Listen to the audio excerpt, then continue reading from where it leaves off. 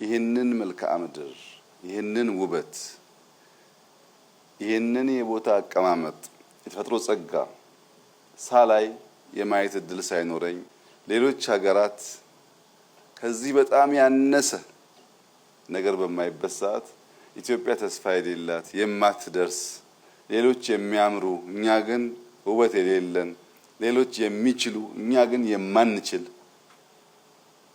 አድርጌ ያሰብኩባቸው ጊዜያት ቀላል አልነበሩም። ብዙ ሰው ሀገሩን ጠንቅቆ ሳያቅ በሀገሩ ያለን ውበት በሀገሩ ያለን ጸጋ በአንክሮ ማስተዋል ሳይችል ወጣ ሲል የሰው አብዝቶ ያደንቃል።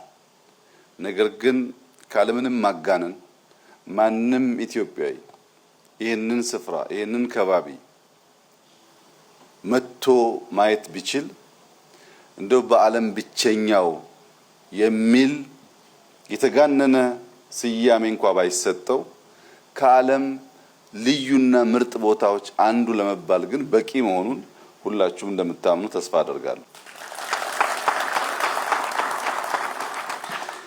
ኢትዮጵያውያን በተቻለ መጠን አማን ሚዛን እየመጡ የደንቢ ሎጅን ማየት እንዲችሉና የኢትዮጵያን የውበት ልክ የጸጋ ልክ ማስተዋል እንዲችሉ እጋብዛለሁኝ። ወደዚህ ስፍራ መምጣት እንደከዚህ ቀደሙ አስቸጋሪ አይደለም።